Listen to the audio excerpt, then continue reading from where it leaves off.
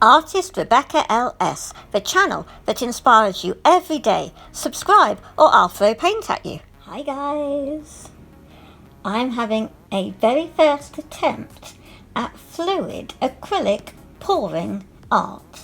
I've been watching Naptime Creations videos and she creates so much fun with her acrylic pouring, but I wanted to have a go myself using just three colours and a white for extra effect at the end, my glue, which is PVA glue, though wood glue in France, and some water.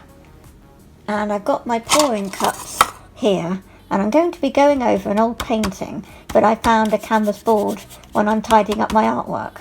I'm going to be mixing up off camera because there's a lot of mess going on.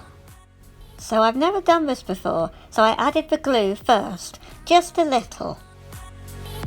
And then I started adding the colours. So then it was the water, and then I'm mixing. So the red was first, and I had very little red left, so it's a little bit thin.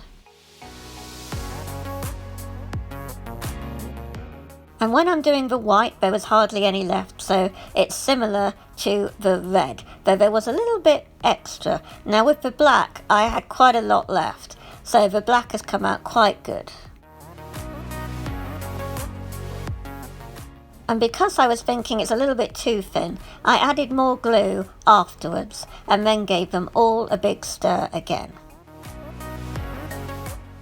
So I'm now starting with the black, and I just kind of dump it on in circular motions, and I spread it all over the canvas, which was an old grass plant painting I did, but the paint I'd used was really no good, and so I thought, yes, we'll go for it.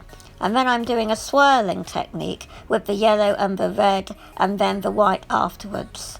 I do use a bit of a heat gun to try and get a few cells going, but I think the mixture was too it just didn't work for cells. But what do you guys think? How do you think it looks? Let me know in the comments below.